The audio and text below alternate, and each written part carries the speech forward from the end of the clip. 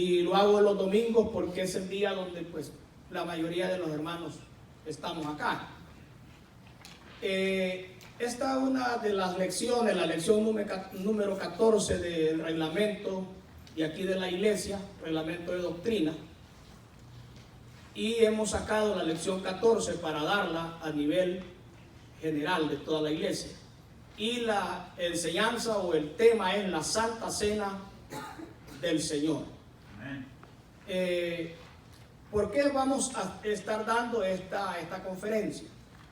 Hay muchas preguntas que se hacen la persona respecto a la Santa Cena, algunas interrogantes que usted tiene, aquí el Señor se la va a responder conforme a la palabra. La otra cosa, los mitos o algunas como conceptos personales que a veces hay pero que no están basados en la palabra, aquí se le va a estar enseñando, ¿verdad? Entonces existe a veces falta de conocimiento en el hermano nuevo, en el que viene recién convertido, y aquí se le va a estar ayudando.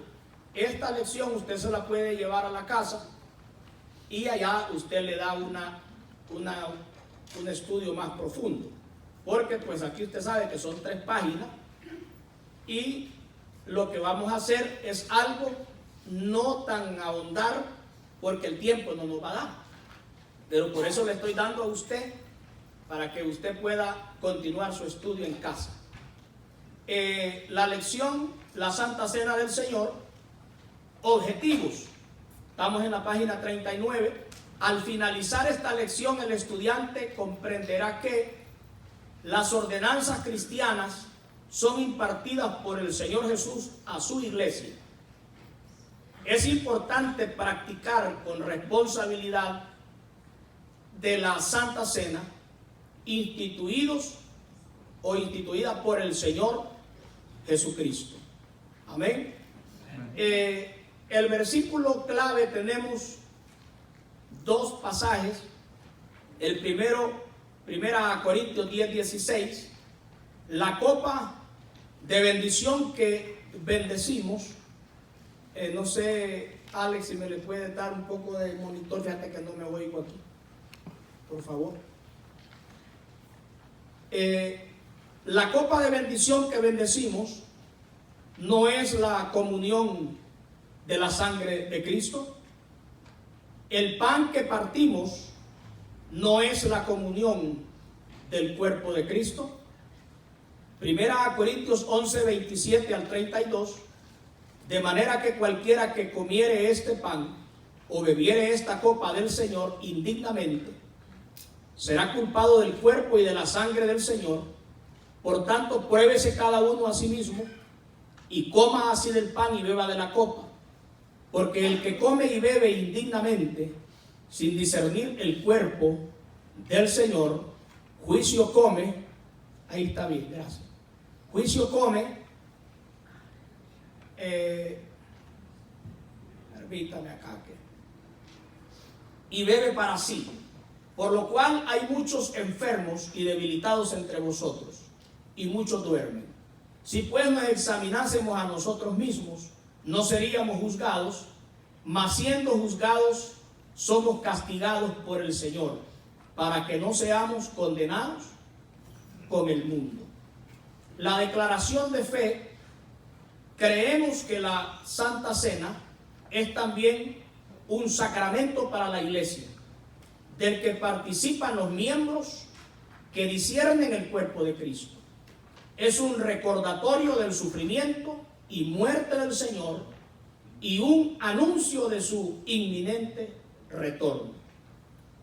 En esta lección, en la declaración de fe, en vez de usar la palabra ordenanza, nosotros usamos la palabra sacramento. Y cuando se escucha la palabra sacramento, no tiene nada que ver con religión. Es un término que habla de algo santo. Que la palabra sacro viene de algo consagrado, de algo santo. ¿verdad? Entonces el acto de la Santa Cena no es un mero ritualismo, eso lo dijimos el domingo, creo que fue el domingo pasado. Es algo que Dios dejó instituido como una ordenanza, la cual la iglesia la debemos de tomar con mucha responsabilidad. Amén. La introducción, la cena del Señor, consintiendo de los elementos del pan y del fruto de la vid, es símbolo que expresa nuestra participación de la naturaleza de nuestro Señor Jesucristo. En 2 Pedro 1:4 tenemos ahí donde dice la Biblia que somos participantes de su naturaleza, y representa también un memorial del sufrimiento y muerte del Señor. En 1 Corintios 11:26 dice que la muerte del Señor anunciamos hasta que Él venga, a la vez conteniendo una profecía de su segunda venida. En 1 Corintios 11:26 dice que si usted ve las últimas palabras, dice que se anuncia con esto que estamos haciendo del acto de la Santa Cena, es un mensaje ilustrado, pero que al mismo tiempo nos está enseñando de que Jesucristo, su promesa de su advenimiento, no tarda. Él dice que, ahí dice el apóstol Pablo, que anunciamos la muerte del Señor hasta que Él venga. En otras palabras, no solamente estamos mirando al pasado, hace más de 2000 años que Cristo fue crucificado, pero la Santa Cena no solamente nos recuerda el pasado, la Santa Cena nos está recordando el futuro. Amén. Y ese futuro cercano, que la iglesia no debe de perder la llama del advenimiento, que debemos de mantenerla encendida. El creyente debe de mantener encendida la llama del advenimiento de Cristo, porque parece ser que como que esto está quedando relegado en la importancia de la iglesia de estos últimos tiempos. Mucha gente está esperando el reino milenial y se están olvidando de que antes del reino tiene que venir el rapto. Entonces nosotros creemos que Cristo sí viene y pone sus pies en el monte de los olivos, y que hay un gran terremoto conforme a lo que nos dice Zacarías, y que se hace aquel gran valle, y que el Señor reinará sobre la tierra por 1000 años. Pero dice la Biblia que nosotros para ese tiempo ya nosotros vendremos con Él. Amén. Y reinaremos con Él. Amén. ¿Se da cuenta? Entonces aquí no está hablando del reino milenial. Aquí está hablando del rapto de la iglesia, que es lo que nosotros, la iglesia, estamos esperando. Porque de lo contrario, tendríamos que verle la cara al anticristo. Y nosotros no le vamos a ver la cara al anticristo. Los que tenemos a Cristo, no tenemos por qué verle la cara al anticristo.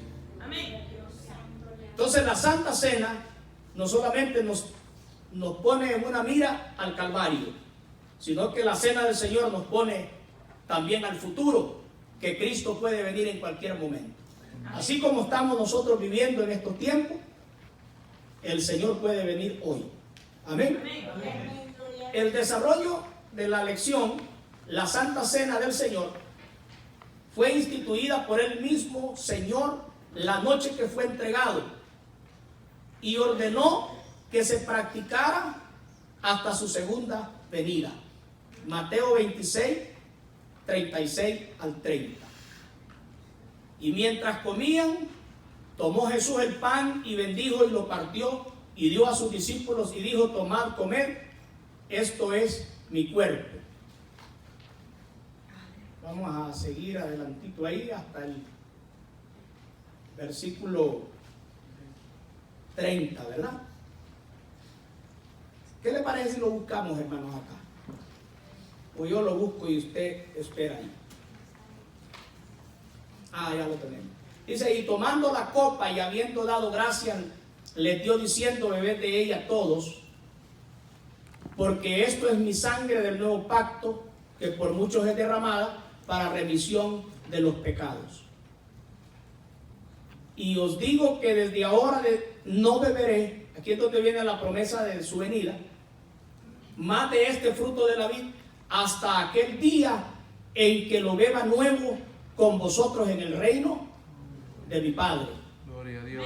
Y cuando hubieron cantado el himno, salieron al monte de los olivos. Yo siempre cuando leo este pasaje, yo me transporto ahí y siempre me hago la idea lo bello que el Señor cantaba. Amén. Imagínese usted el Dios que merece toda alabanza. Amén. El único digno de adoración, el único que dice la palabra que es digno de adoración. Amén. Él mismo, en su naturaleza humana, Él está dirigiendo. Amén. El himno. Él está dirigiendo el canto. Se cantaban algunos salmos. Recuerde que esto estaba conectado con la Pascua, con la fiesta del sacrificio del Cordero. Y aquí estamos en la última Pascua del Señor. Y en esa mesa, rodeado de sus apóstoles, incluso se encontraba también, algunos dicen que Judas no estaba ahí, pero yo le he buscado al asunto y yo encuentro que él estaba ahí. Que algunos dicen que el Señor, cuando moja el pan, esa es la comida que le está dando. Es que dice que la está mojando en la salsa del cordero. Pero yo leo en la Biblia que esto no se hacía en salsa. Yo sé lo que es una comida en salsa. Pero dice la Biblia que esto era asado al fuego. Se comía con hierbas amargas y se comía con pan sin levadura. Y los que sabemos de pan, los que nos gusta el pan, sabemos que el pan sin levadura no es tortilla. El pan sin levadura es como galleta, es galletoso, todo duro. Entonces, no es que le estaba dando el bocado de cordero ahí. No. Yo creo que ese pasaje ahí, el pan que se moja, lo moja en el vino o en el jugo de uva. Y que el pan que le da no es de la Pascua, sino que es de la cena del Señor. Por eso Pablo viene más adelante y nos enseña acerca de tomar dignamente la cena del Señor, porque dice que cuando Judas el bocado entra en él, la Biblia dice, y entró también Satanás en Judas. Porque el corazón de él ya había tenido en secreto reuniones, el Señor lo sabía perfectamente. Pero el corazón de él ya no estaba con el Señor. En otras palabras, ya su corazón no estaba íntegro delante de Dios. Y al participar de la mesa del Señor, la palabra de Dios así lo dice, que cuando el bocado entró también Satanás.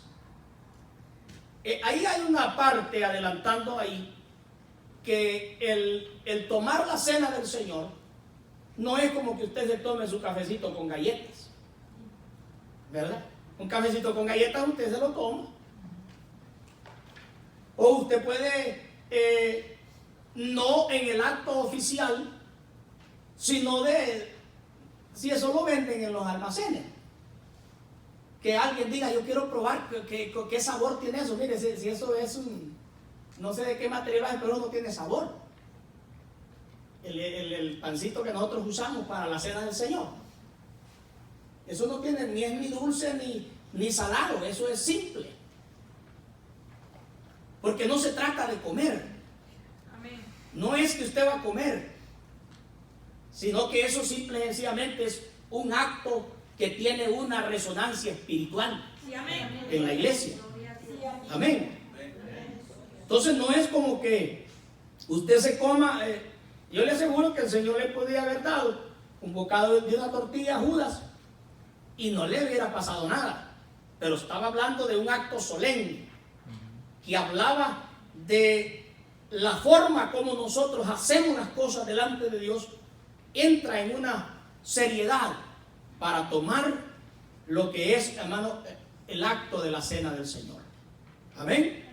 Entonces, si hay opinión en algunos maestros que dicen que ahí el Señor está, que cuando Judas come el bocado, entonces él se va, y después de que se va dice que el Señor toma la cena con sus apóstoles. Pero la palabra de Dios no nos dice claramente en eso ahí, sino que da más luz saber de que Judas estaba ahí, y que dice que le dijo: bebed de ella todos. O sea, todos, incluso Judas estaba ahí. Si algún maestro dice que por las costumbres judías, que esto, bueno, yo no me meto en ese terreno ahí. Pero lo que sí le puedo decir, que mi convicción es de que Judas estuvo ahí en la mesa del Señor, es decir, en ese acto de la Santa Cena. Eso es lo que le puedo dar la opinión personal. Pero si usted quiere ampliar más sobre el tema, usted puede también leer, nada más que hay que leer bastante. Para eso hay que ocupar tiempo. Entonces, vamos a ver que la Santa Cena fue instituida por Cristo en la víspera de su muerte expiatoria. Características de la Cena del Señor. ¿Me están siguiendo ahí, hermano? Vamos a mencionar 3. Número 1, conmemoración. La primera característica es conmemorar. Es un momento para recordar en forma especial la muerte expiatoria de Cristo, que nos libró de nuestros pecados. Y lo otro es instrucción. La cena del Señor es una relación objetiva la cena del Señor es una lección objetiva y expresa 2 verdades importantes. El pan simboliza el cuerpo quebrantado de Jesús para sanar nuestros cuerpos físicos. Y el vino simboliza la sangre derramada para limpiar nuestros pecados. Entonces se da cuenta de que, ¿tiene usted el ¿Usted lo tiene? ¿Usted, hermana Norma? ¿Tiene? Sí. Okay. Gracias. Sí. Entonces, vemos aquí de que tiene el simbolismo espiritual. El pan representa, ¿qué es lo que dijimos? El cuerpo quebrantado de Cristo.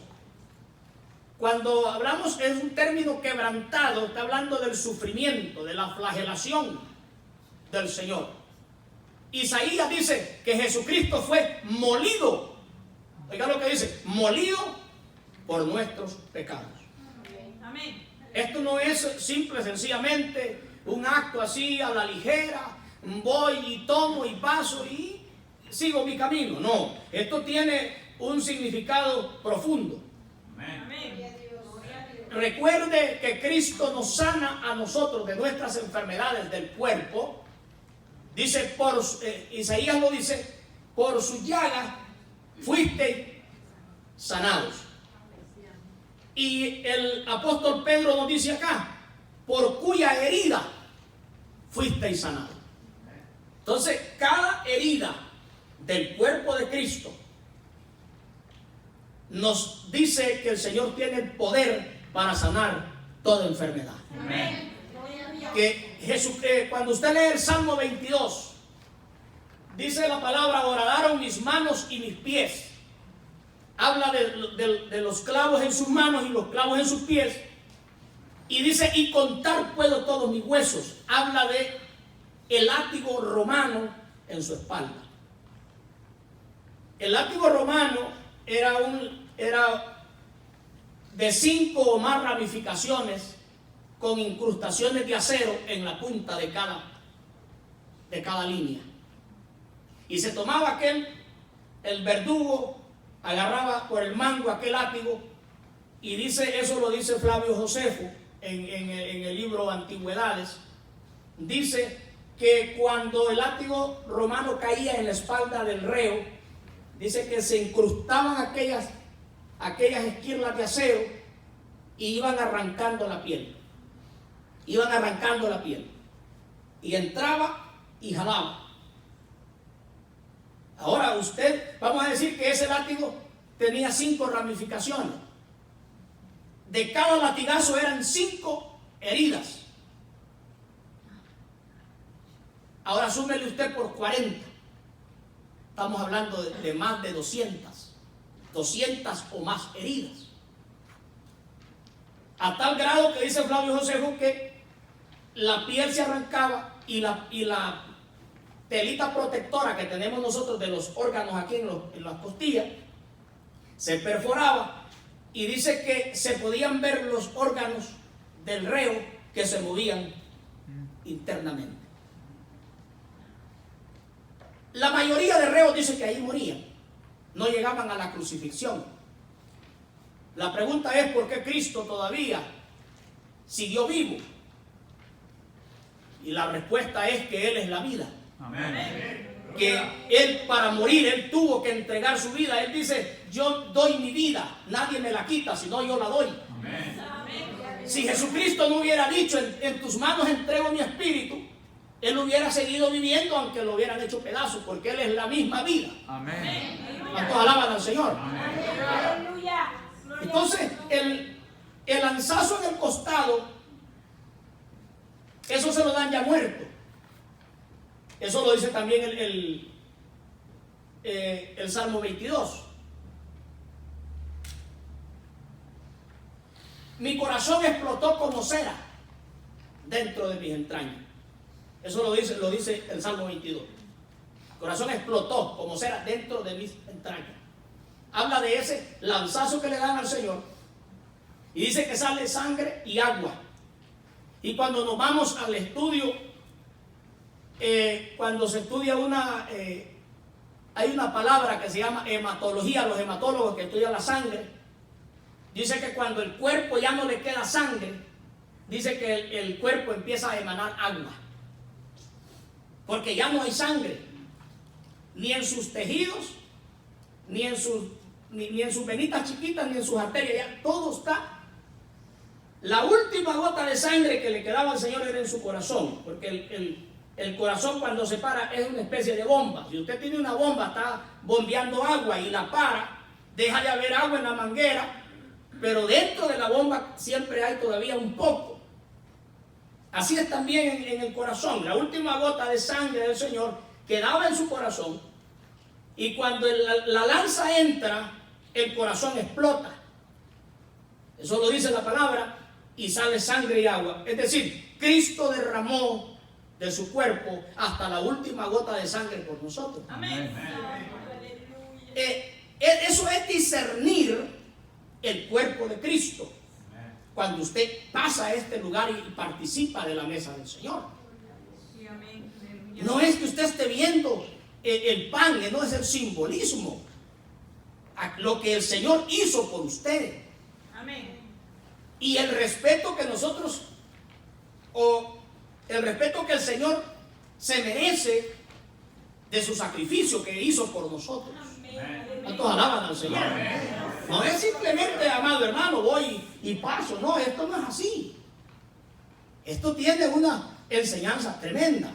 Entonces su cuerpo fue molido, y al hacer eso derrama lo que es hasta la última gota de sangre. Eso está representado en la copa. Entonces, la otra cosa que nos enseña esto es inspiración. Ya dijimos que es conmemorar, que es instruirnos, pero también es inspirarnos. Los elementos nos recuerdan que podemos participar de la naturaleza de Cristo, y nos asegura que por la fe podemos recibir su espíritu y reflejar su carácter. Amén, hermano. Amén. Los elementos del pan y el vino simbolizan el cuerpo y la sangre de Cristo. Su cuerpo fue quebrantado en la cruz para llevar los pecados de muchos. Isaías 53, 3 al 6. Ahí donde tenemos ese pasaje: despreciado y desechado entre los hombres, varón de dolores, experimentado en quebranto, y como que escondimos de él el rostro, fue menospreciado y no le estimamos. Ciertamente llevó él nuestras enfermedades y sufrió nuestros dolores, y nosotros le tuvimos por azotado, por herido de Dios y abatido. Pero mire lo que dice este pasaje ahí. Léalo conmigo, hermano, por favor. Mas él herido fue por nuestras rebeliones, molido por nuestros pecados. El castigo de nuestra paz fue sobre él, y por su llaga fuimos nosotros curados. Ahí hay una promesa que debe de darnos a nosotros de darle gloria a Dios por el sacrificio que el Señor hizo por nosotros en la cruz. Aleluya. ¿Cuánto le adoran al Señor? Gloria a Cristo. En 1 Pedro 2:24, ahí tenemos quien llevó él mismo nuestros pecados en su cuerpo sobre el madero, para que nosotros, estando muertos a los pecados, vivamos a la justicia, y por cuya herida fuisteis sanados. Aleluya. Aleluya. Su sangre, el nuevo pacto, su sangre establece el nuevo pacto para la remisión de los pecados y la promesa de vida eterna. Ahí tenemos Mateo 26:28 y 1 Corintios 11:25. Porque esto es mi sangre del nuevo pacto, que por muchos es derramada para remisión de los pecados. Y en 1 Corintios 11:25, asimismo tomó también la copa después de haber cenado, diciendo: esta copa es el nuevo pacto en mi sangre, haced esto todas las veces que la bebieren en memoria de mí. ¿Sabe usted, hermano, que la sangre de Cristo hace un antes y un después?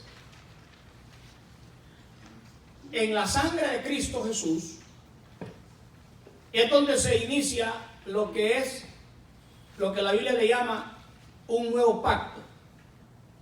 Pero ese nuevo pacto se conoce como la gracia. En la ley, que era el antiguo pacto, era hecho también con sangre de animales, sea de un ovejo, de un cabro, de un toro, un macho cabrillo. Incluso hasta se podían utilizar animales silvestres, como en el caso de Abraham.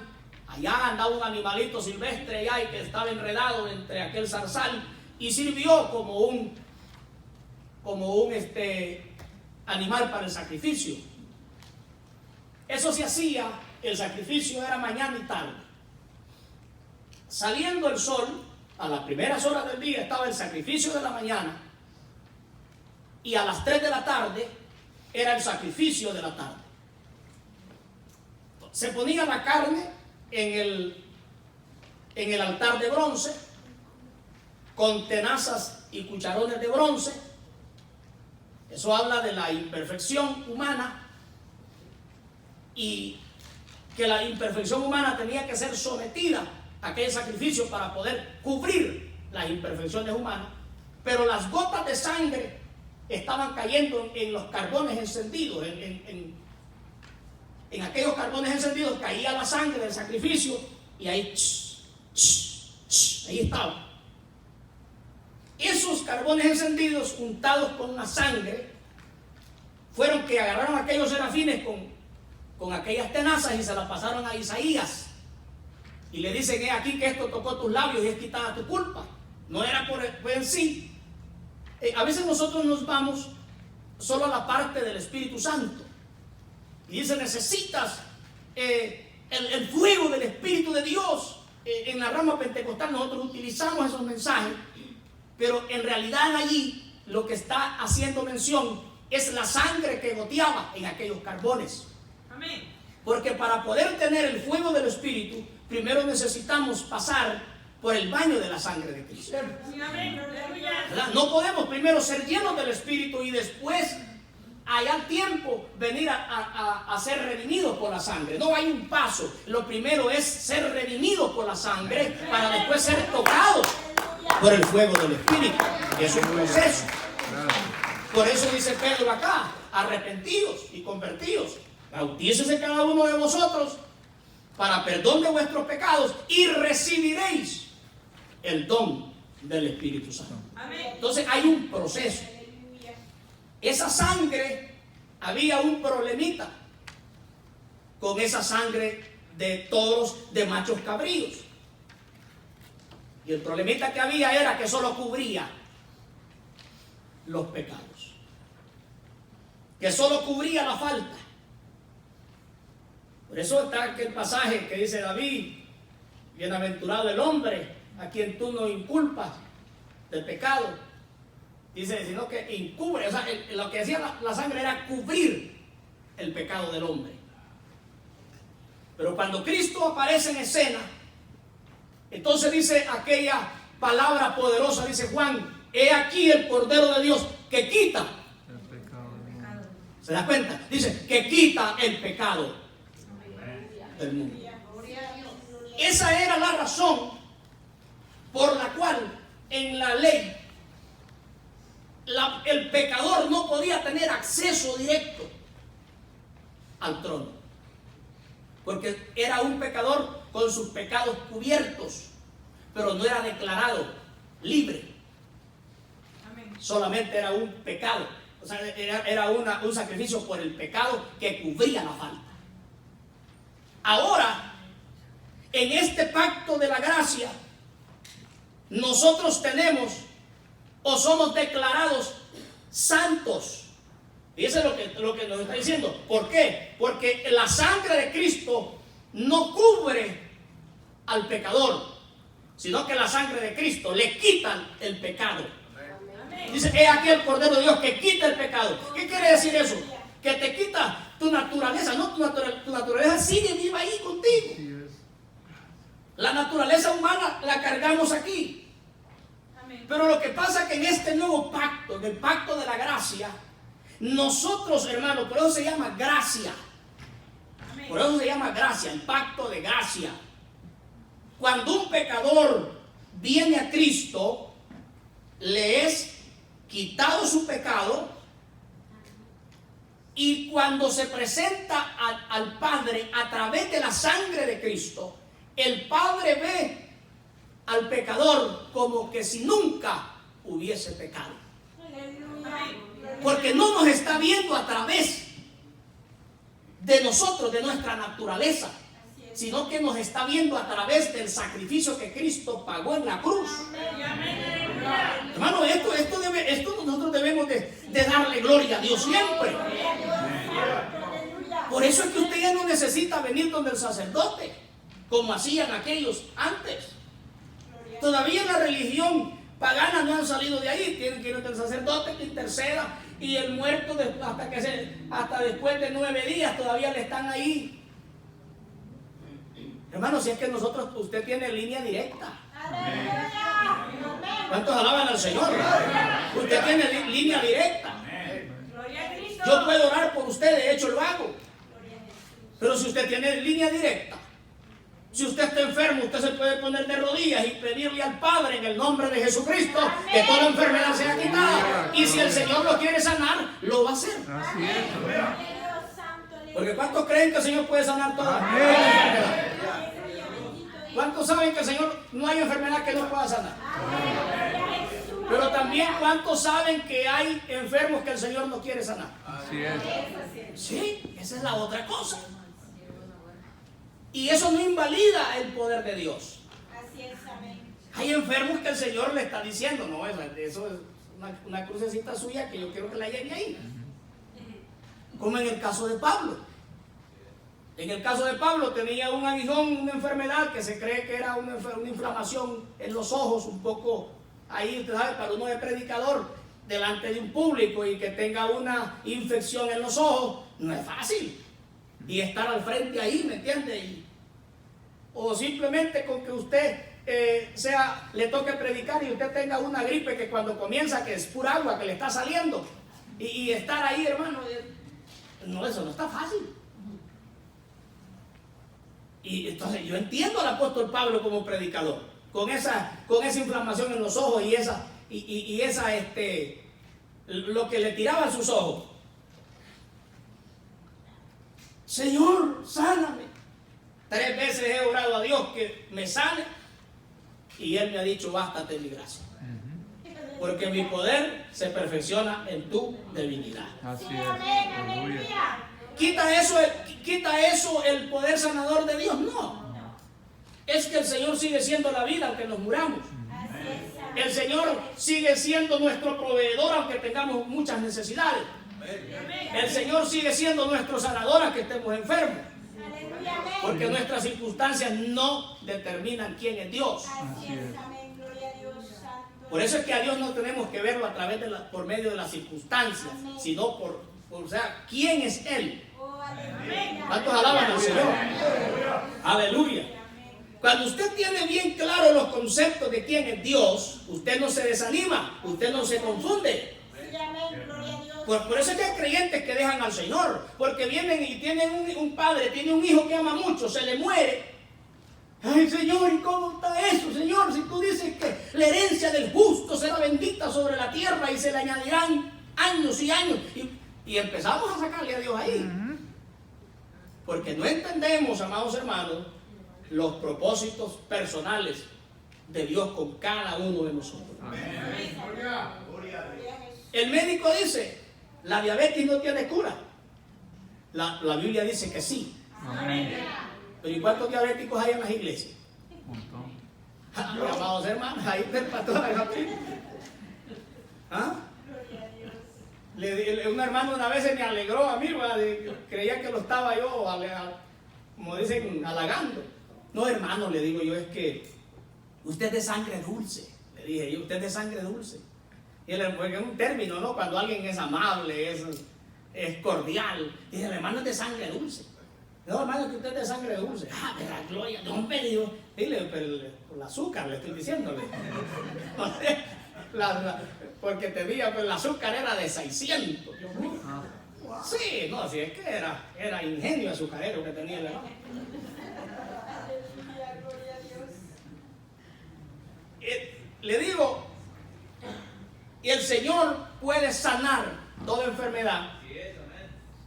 a través de las heridas de su cuerpo y a través de la sangre Sí. que derramó, puede perdonar todo pecado. Amén. Entonces, cada herida nos sana, por cuya herida fuiste sanado, por su llaga fuimos nosotros curados.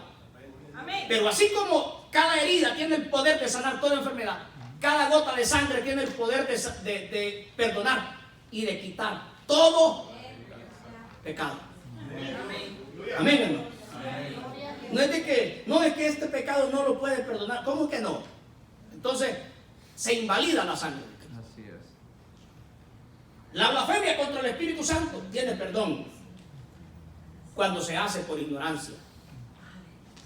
Cuando la gente blasfema por ignorancia, el apóstol Pablo dice, habiendo yo sido antes blasfemo, injuriador y perseguidor de la iglesia, pero fui traído a misericordia porque lo hice por ignorancia. Amén. Amén. Aleluya. ¿Sabe para quién es el que aquella cosa que es más? No creo que le queden ganas de arrepentirse a alguien que ya sabiendo, y es alguien, hombre, que sabe la palabra y después se convierte en un blasfemo. Esa es otra historia. Amén. Es otra historia. No le quiero quitar el deseo porque el creyente tiene que aprender la palabra. Amén. Amén. Pero debe de saber que su nivel de conocimiento de la palabra es el nivel de responsabilidad también delante de Dios. Amén. Aleluya. O sea, el nivel de conocimiento que usted tenga de la palabra es un nivel de responsabilidad. Sí, amén. Gloria a Dios. Quizás dirán algunos, "Ay, gracias que no sé mucho". No, pero yo lo que le quiero decir es no quitarle el deseo de usted siga profundizando en la palabra. Así es, amén. Siga estudiando, porque la palabra tiene un efecto purificador, santificador, Sí, amén. y es un tónico espiritual que a usted lo hace vivir en fortaleza. Aleluya. Es una fuerza que da el estudio de la palabra, pero que usted, y algo también, esto no se lo digo para animarlo, le digo porque yo lo he experimentado. que cuando usted se nutre de la palabra, junto con oración, hermano, usted casi no se vuelve viejo. Aleluya. Oiga lo que le estoy diciendo. Gloria a Jesús. Usted como que no pasa el tiempo y usted igual, y usted igual. Deje de orar y de congregarse y de estudiar la palabra y lo vemos como al año. Mire, viejito lo vamos a ver. Sí. Amén. Sí, porque internamente cuando el hombre es quebrado, físicamente las defensas se bajan. Así es. Y hay muchas defensas que la palabra te activa en tu cuerpo que te combaten enfermedades. Amén. Sí, amén. O sea, la palabra tiene un poder tremendo. Por eso es que dice la Biblia, el Señor dice, mis palabras son espíritu y son vida. Amén. Y el que come, dice, de este pan, no morirá Así es. eternamente. Aleluya. Gloria a Jesús. Pero también el que come de este pan no se muere fácilmente. Aleluya. Gloria a Dios. Hay más años de vida. Gloria a Dios. Santo. ¿Cuántos alaban al Señor? Amén. Aleluya. Hay poder en Jesús. Gloria a Cristo. Dígame usted, ¿cuántos años, hermanos, tenemos en la iglesia? Y ¿verdad que no tenemos muchos funerales? Gloria a Dios. No hay muchos, hermanos. Porque venir, simple y sencillamente, con venir a la casa de Dios, somos sanados. Sí, amén. Porque la presencia de Dios está aquí. Sí, amén. Entonces, cuando toma la cena del Señor, no solo venga así nomás, esto tiene una profundidad. Amén. Gloria al Señor. Aleluya. Entonces su sangre en este nuevo pacto no solamente cubre el pecado, sino que quita el pecado del penitente y queda aquella persona delante del Padre como si nunca hubiese pecado. Eso se le llama gracia, pero también gracia significa favor no merecido. Sí, amén. Eso es para las personas que a veces creen que porque son buenas es que van a entrar al cielo. No, nosotros entramos al cielo por la sangre de Cristo. Por eso es que el velo del templo se rompió y se rasga de arriba abajo, sabiendo de que ninguna mano humana lo hizo, sino que Dios, para decirnos a nosotros que ese velo que impedía al adorador ver de lo que había del otro lado, eso se le permitía una vez al año al sumo sacerdote, ese velo se rompe, porque el lugar santísimo de nosotros ahora ya no es la tercera parte del templo. El lugar santísimo de nosotros es el trono de Dios, Sí, Amén. amén. la misma presencia de Dios, donde podemos entrar cuantas veces nosotros queremos, y tiene línea directa Amén. con el Padre. Amén. Gloria a Jesús. Dígale al hermano que tiene al lado, aproveche esa línea directa. Aprovechenla. Sí, porque de repente la persona hermano, ni ora, hermano. Ni clama, ni pide a Dios.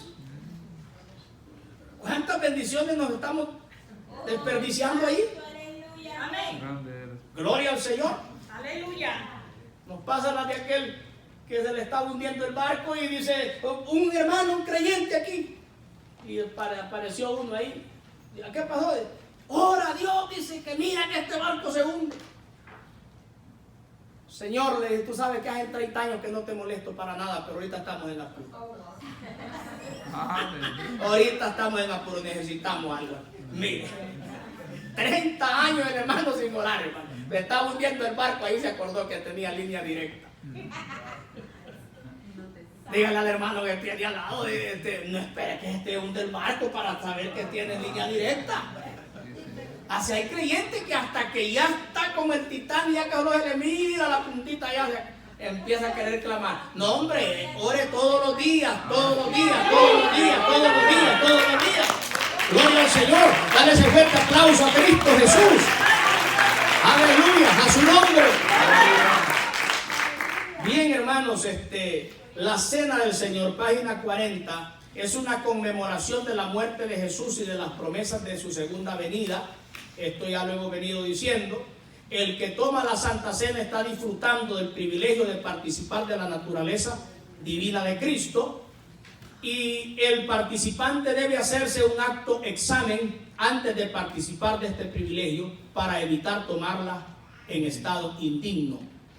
1 Corintios 11, 28 y 29, ¿verdad? Pero pruébese cada uno, dice, y coma así del pan y beba de la copa, porque el que come y bebe indignamente será culpado ese de la muerte del Señor. Entonces, se tiene que tener un autoexamen. Tiene que haber un autoexamen en la vida Amén. de la persona, del que viene a la casa de Dios a participar de la mesa del Señor. Porque esto no es, hermano, religioso. Esto es, no lo hacemos nosotros por religión. No, esto es una ordenanza de Dios y lo hacemos conmemorando lo que el Señor nos dice que nosotros hacemos con este acto. Sí, amén. Aleluya. Gloria al Señor. La Santa Cena, estamos en el página 40, ahí en el número 5. La Santa Cena es una observancia, escuche esto, obligatoria. Es una observancia obligatoria. A diferencia del bautismo en agua, que es una observancia optativa, la Santa Cena debe practicarse por obediencia. El Señor dijo, tomad, comed. Mateo 26, 26. También dice, haced esto. No es una que si quiere, no es una ordenanza. 1 Corintios 11, 24. La Santa Cena no solo es un privilegio, sino que es un deber. Constituye un deber. No esforzarse por tomarla constituye una desobediencia al mandamiento de hacer esto. Amén. Entonces, a diferencia del bautismo, una persona, pueden haber varios factores por los cuales no se ha bautizado. En este caso puede ser que el hermano no se haya casado, esté viviendo en una situación ahí que necesita legalizar su estado civil. Entonces, no se puede bautizar si primero no arregla esa parte. O puede ser que la persona sea cristiana, tenga una edad donde todavía no entiende mucho lo del bautismo y se espera, como en el caso de mi niña Catherine. Ella tiene 12 años, pero yo le dije, hija, le digo, el año que viene usted entra en el bautismo. Entonces, hay cosas en el bautismo que puede hacer que por una u otra razón el creyente no ha participado.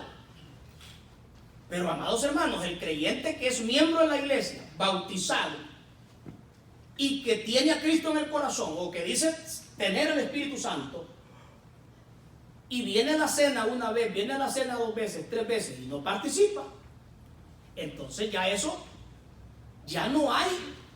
Eso tiene que haber una explicación espiritual. Amén. Por eso es que le digo que el creyente se debe de esforzar por tomar la cena, es decir, no acomodarse al pecado o no acomodarse al descuido espiritual, sino que el creyente tiene que esforzarse y no acomodarse. Amén. Amén. Gloria al Señor. Entonces, las enseñanzas de la cena nos enseñan acerca del gran amor del Señor Jesucristo en Juan 3:16. Ese es un pasaje muy conocido, y Romanos 5:8. Es un recordatorio o memorial del sacrificio expiatorio del Señor a favor de la humanidad. Isaías 53:6. Él dijo que la celebremos en su memoria, es decir, recordándole a Él. Nos habla de comunión.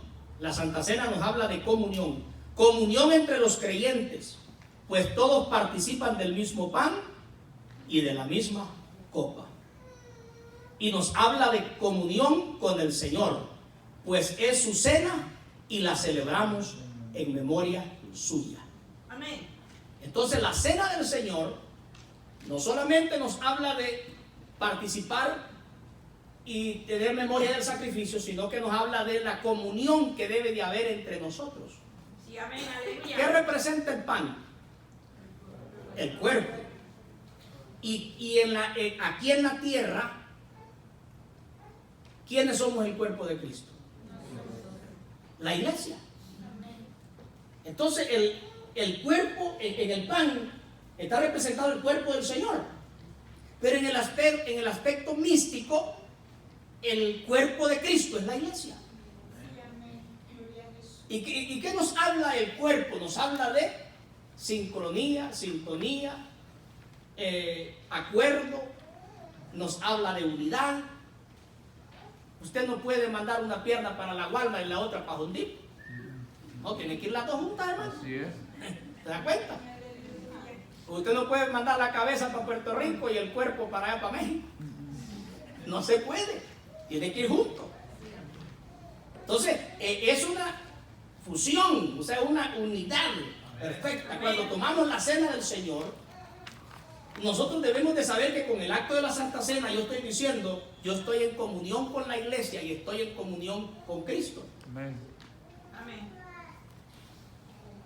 Mire, hermano, yo una vez tuve que dar una enseñanza en una de las iglesias que pastoreé, porque todos los días de Santa Cena, o sea, lo hacíamos cada primer domingo del mes, como acá, y todos los primeros domingos del mes era una reconciliadera en la iglesia.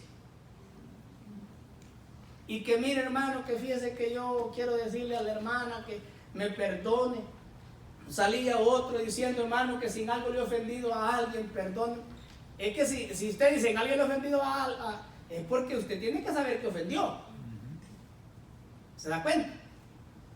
Y aquellos y aquellos, cuando ya salía aquel montón de gente que pidiendo perdón, yo ahí esperando, pues, porque pues quería empezar, levantaba la mano, ¿sí? No, dije que yo le quiero pedir perdón a mi esposa, que mire que le he ofendido. Y ya primera, segunda, la tercera vez dije, no, si es que no nos reunimos para lo peor, sino para lo mejor. Amén. Gloria a Dios. Y entonces le dije a los hermanos, miren hermanos, la Santa Cena es una celebración de conmemoración del sacrificio de Cristo, que estamos celebrando comunión entre nosotros y comunión con Cristo. Amén. Así que si a usted sabe que ha ofendido a algún hermano, oiga hermano, tiene todo un mes para arreglar eso. Usted no venga a arreglarlo acá en 20 minutos. Así es, amén. Gloria a Dios. Y los mismos hermanos era todo el tiempo. Todo el tiempo. ¿Qué quiere decir eso? Ay, yo estoy de acuerdo, como seres humanos, dice la Biblia, ¿quién no ofende? Todos ofendemos, y dice la Biblia, muchas veces. Amén. ¿Quién puede decir, no, es que sabe que yo no he ofendido a ninguna persona nunca? A mí me han ofendido, pero yo ofender a otro, no, hermano, eso no es así. Sí, te han ofendido a ti, pero también tú te llevas algunas rayas ahí. Así es, amén. ¿Te das cuenta? Entonces, el punto es, hermano, de que venir aquí a la cena no demuestra que están en unidad, sino que demuestra división, desunión, discordia. Cualquier cosa que usted, vamos a decir, con su esposa, oiga hermano, si durmió con su esposa y venirse a reconciliar al altar, ¿cómo va a hacer eso? No, hombre. Ahí, antes de acostarse, antes de dormir, mi amor, ¿sabe qué? Perdóname. Amén.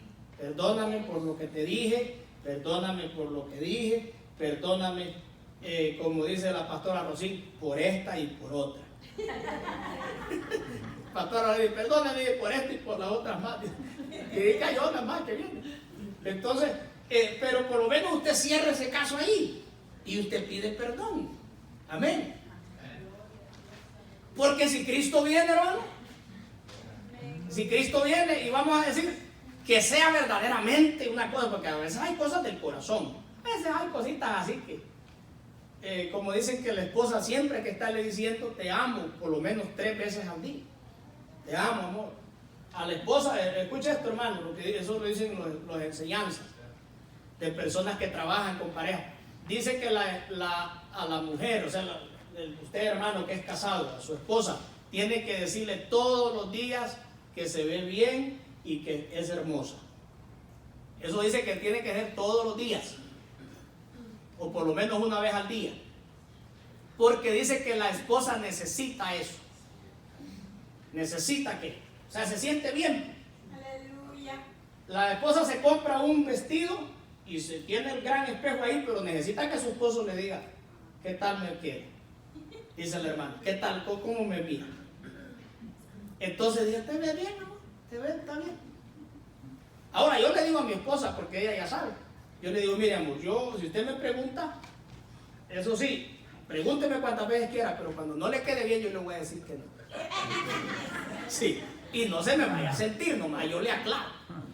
Con esa condición yo le doy permiso que me pregunte. Y a veces mi esposa se ha cambiado un domingo y sale y me dice, amor, ¿cómo ve? Le digo, no te combina, no te queda bien. Ay, dice, pero ya es tarde y todo. Bueno, pues si quiere váyase así, le digo, pero ya sabe. Yo lo oía, digo. Entonces, pero amados hermanos, nosotros tenemos un tiempo con nuestra esposa. Si hay alguna situación, ¿por qué venir al altar a reconciliarnos? Así es, amén. ¿Por qué? No es el momento de la cena del Señor. O como yo tuve un miembro allá en mi país que todos los cultos de oración me arruinó 2 cultos. El tercero le dije, no, hasta aquí, ya no me arruinas el otro. Porque llegaba al culto y orábamos de rodillas 1 hora, orando. Y empezaba aquel tremendo, Señor. Pero así como me oye así. Mire esta mujer que ya no la aguanto, Señor. Y empezaba a decir todos los defectos de la mujer. Ay, Dios mío. Yo llegué a esa iglesia pastoral y me voy encontrando con ese cocodrilo ahí. Dios mío, dije yo, padre. Y primero no me dejó orar. No, es que yo quería, no pude. Es que mire, hermano, con un hombre ahí vociferando así todo lo de la mujer y no. Está serio, orar así. Y yo no, pues me arruinó el culto. Segundo día, eso era todos los martes que teníamos. Segundo martes, lo mismo, el grito, Señor, ay Dios mío, ay bien, lo mismo diciendo de la mujer, decía de todo. No, ese día, ya. Le dije, hermano, le digo, y no tenés cuarto tú, hombre. No tienes una recámara privada donde puedas hablar con tu... ¿Qué tenés que...? Mira, ve, tú no le estás orando a Dios, nos estás contando a todos, hombre. Le digo, ¿qué te pasa? Chismoso, le dije. Sí, es que hay que darle duro, hermano. Cuando usted ya dele bonito. Sí. Tú le dije, pero en ese tiempo no decía tú porque no me había relacionado con usted. Le digo, vos lo que sos un gran chismoso.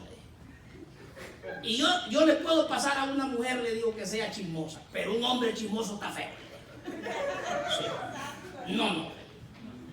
Entonces, mira, le digo, no te quiero venir aquí a escuchar con esa... No, hombre, le digo, ¿qué son esas cosas, hombre? Mire, a ver si no se compuso. El siguiente martes, ahí mire, mejor silencio, pero no grito. Sí. No hay que venir acá, hermano. No nos reunimos para lo peor, sino para lo mejor. Así es. ¿Alguien tiene algo? Arréglelo en casa. ¿Tiene algún hermano que se siente mal antes de la cena? ¿Tiene alguna situación? Hable con su hermano. Amén, hermano. Amén. Entonces, eso es lo que estamos mirando en la cena del Señor. Esto no es, hermano, solo de hacer así nomás las cosas. Vamos a resumir para terminar. Amén.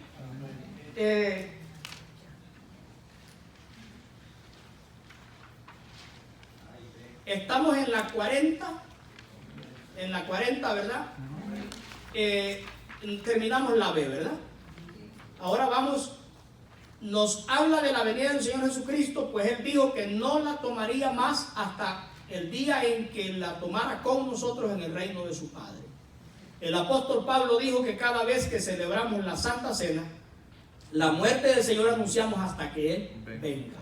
Nos dice que nuestra salvación, mire, la Cena del Señor, hermano, nos dice que nuestra salvación es segura, pues está basada en el pacto hecho por el Hijo de Dios con su propia sangre. Y también nos enseña una entrada triunfal y gozosa al reino de los cielos, pues celebraremos la Santa Cena en el cielo con el Señor.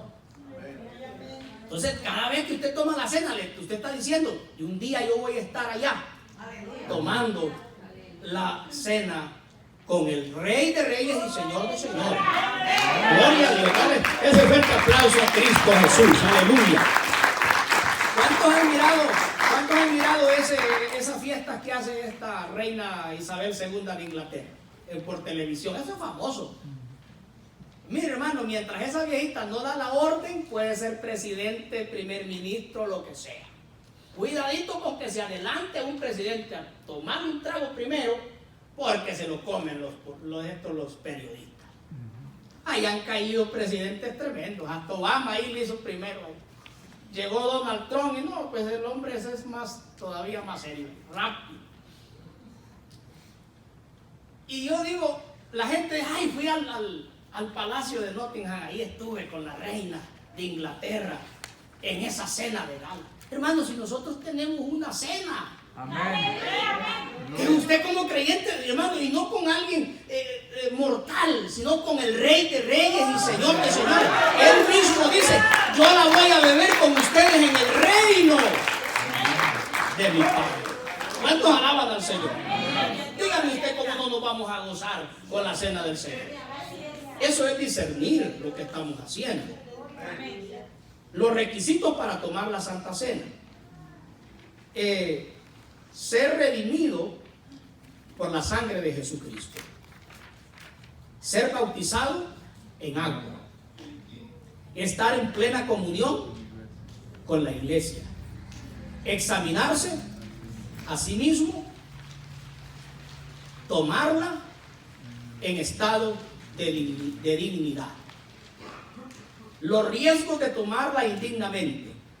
Caer bajo juicio de Dios. Enfermedades. Bueno, ahí mire que quiere decir físicas. Sí, pero de ahí. O espirituales. Muerte física o espiritual. Quiero decirle que todo esto está en los textos, ¿verdad? Donde dice, por los cuales dice, hay muchos enfermos y debilitados entre vosotros y muchos duermen. O sea que ya algunos hasta puede llegar a tener consecuencias en esta cosa, ¿no? Pero fíjense la conclusión, hermano.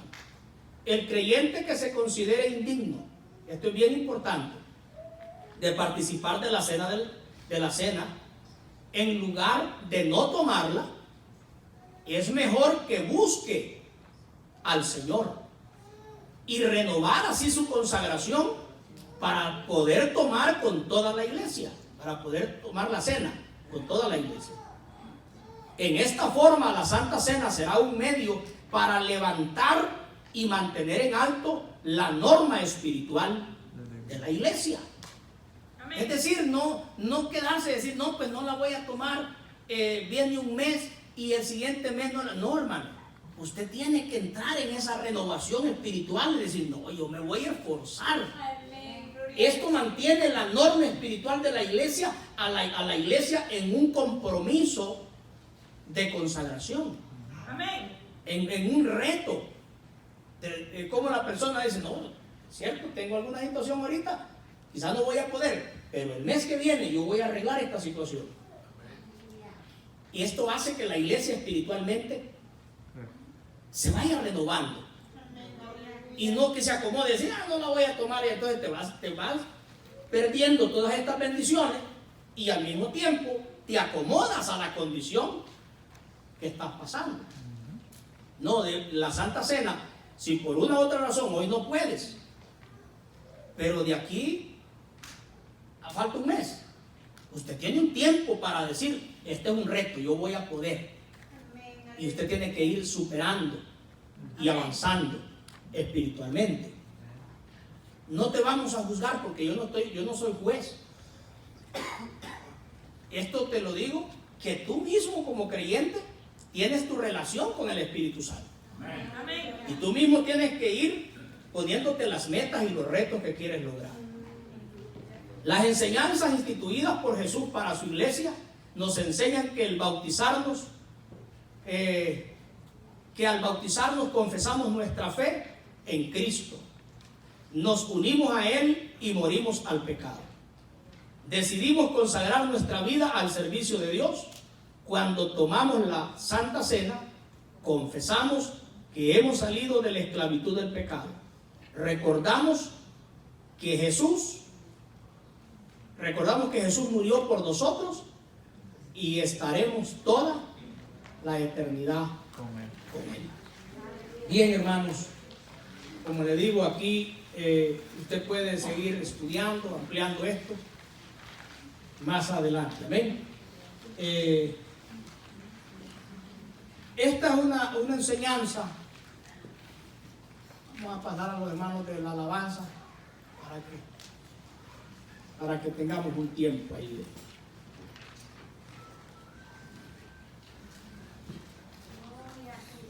¿Cómo se encuentra usted con el Señor?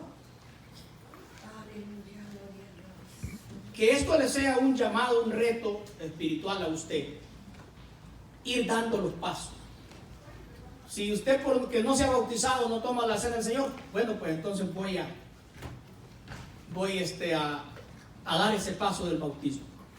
Acérquese donde mí y diga, pastor, ¿qué necesito hacer para bautizarme?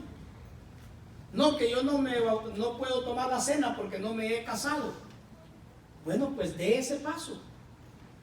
Que no puedo tomar la cena porque estoy con un problema con alguna persona. Pues vaya donde la persona y arregle la situación. Pero que no venga día tras día tras día. ¿Por qué razón?